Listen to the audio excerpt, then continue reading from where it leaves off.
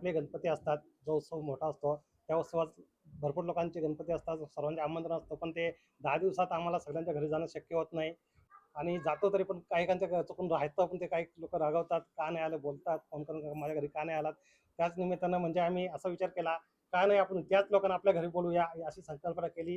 म्हणून आम्ही दसऱ्याचा दिवस, आपण मुहूर्ताचा दिवस आम्ही हे केला, विचार केला की आपल्या दसरा गणपती आपण बसवूया आणि सर्वच नातेवाईकांना आपल्या घरी बोलवूया. म्हणजे नातेवाईक, बहिणी असतील, काका असतील, चुलते असतील, सर्वांना मावशी असतील त्यांना घरी बोलवतो आणि एकत्र आम्ही साजरा करतो सर. म्हणजे आता 5 वर्ष झाली माझ्या गणपती स्थापना आहे.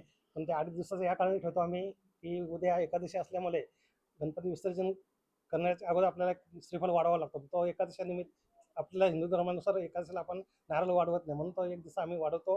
2.5 दिवस विसर्जन करतो आणि सर्वात मजा मस्ती करून आम्ही बाप्पाला निरोप देतो.